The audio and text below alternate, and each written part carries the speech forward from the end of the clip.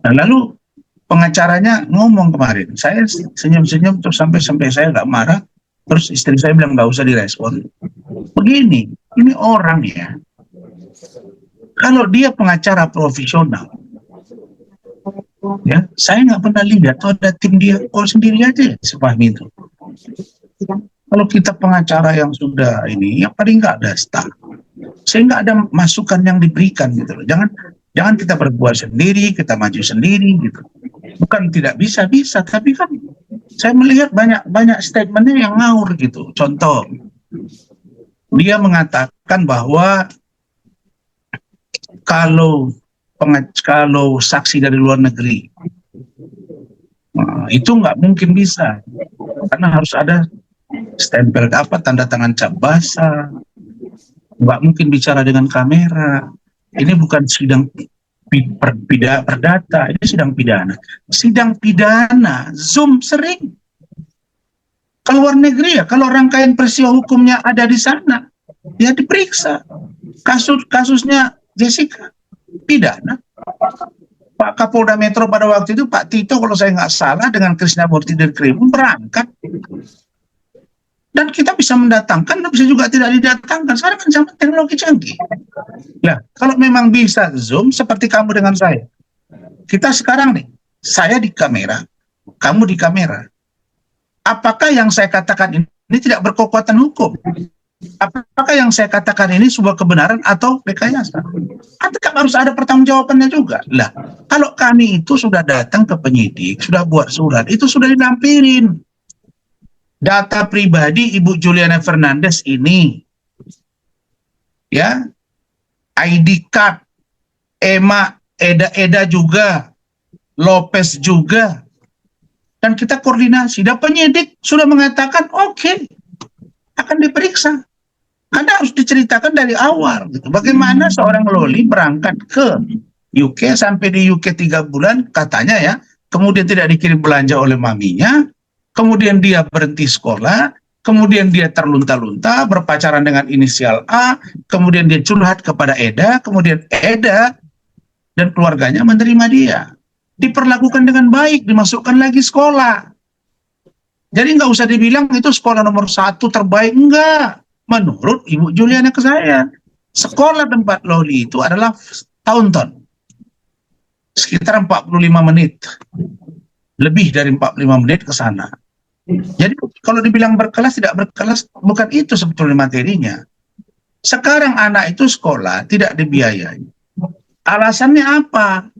Kalau versi Loli kepada Eda dan Ibu Juliana, karena dia tidak mau membuat postingan dalam bentuk live menjelek-jelekan, mohon maaf, X-nya NM, yaitu inisial AD.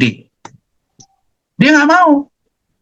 Nah, kemudian kita nggak tahu apa yang terjadi antara ibu dengan anak ini, tapi anak ini kan sudah diterima dengan baik, tiba-tiba dimaki-maki sama NM. Lolinya malu, dia keluar. Nah, Ibu Juliana panggil polisi, cari, dapat, masukin lagi ke rumah. Tapi karena diributin lagi, ya udah dia pindah, dan dia saat yang bersamaan dia pacaran dengan Fadel.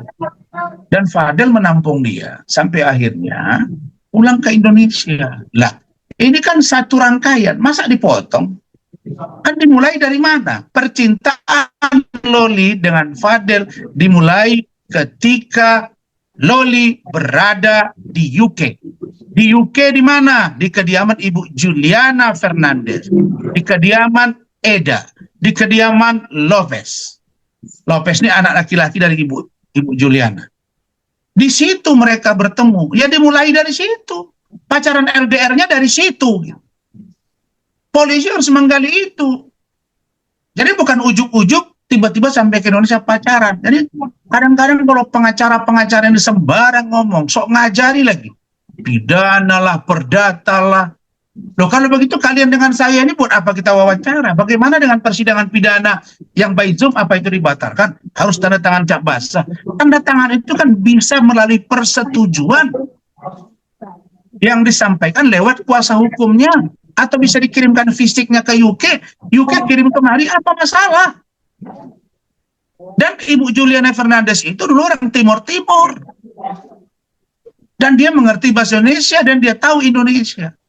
Jangankan orang Timur Timur yang domisili yang mantan Indonesia misalnya. Bisa saja yang orang luar negeri kita bawa demi terangnya peristiwa hukum. Terus kenapa? Kenapa kok dibilang seolah-olah kita ini bodoh semua, kau yang pintar? Pintar apanya? Ya, saya tegur dan Fahmi ini saya lihat ya, saya tahu semua. Saya tahu semua. Saya yang tahu barang buktinya, saya yang tahu perkembangannya. Kau ya, jangan kau sembarang ngomong yang seolah-olah kau mengendalikan proses penyidikan. Saya ingatkan, Saudara Sitanggang, sebagai penyidik, ya, supaya Anda on the track. Jangan pancing-pancing kita, pengacara NM, untuk kita bersikap lebih sedikit agresif. Kenapa? Karena semua yang saya lakukan itu berproses. Dulu saya bawa dia ke Kementerian PPA, Fadel. Dibilang, itu Kemen PPA.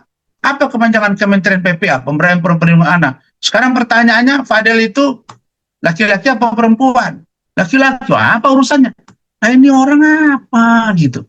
Kalau kita nggak tahu, nggak mungkin kita bawa dan kita diterima. Dan saksi itu sudah diperiksa dari Kementerian PPA. Terus apa masalah? Harusnya dia malu gitu loh. Oh ya ternyata ini ya datang gitu. Ternyata diperiksa loh. Ada suratnya, ada jawabannya. Begitu juga dengan yang di UK. Kita sudah ajukan, sudah diterima. Dan sudah diagendakan. Memang pertanyaan kalian dikit, saya jawab banyak. Biar langsung terjawab semua. Dan pemeriksaan Ibu Juliana Fernandes. Ya. Kemudian pemeriksaan